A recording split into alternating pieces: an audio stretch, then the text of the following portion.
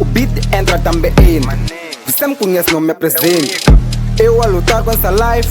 Só espero que vocês não acreditem que eu sou bom, aí tipo gravidez.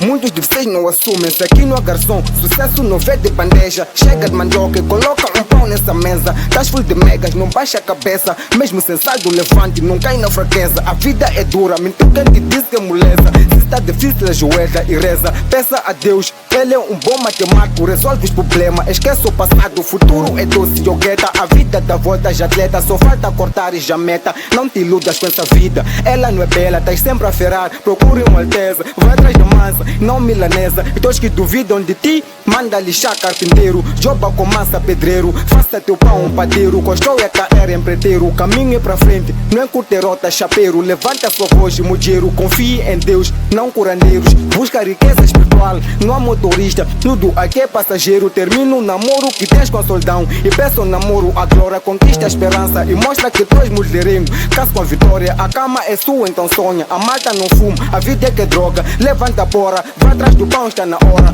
Não joga sujo, vassoura. Sucesso não veio de dia pra noite, isso demora. Bro, vai a luta, pra quem batalha os frutos são doces. Harvard demora, a vida é uma escola, então não gazete. Fique pra história, não é o fim, então não coloque um ponto final. Ronil e Pandora, talvez a Josina, mas nada é de graça, Samora. Não viva de mágica, fotógrafo. Siga os meus passos, coreógrafo. Mostra que tu és artista e dá pra essa vida um autógrafo.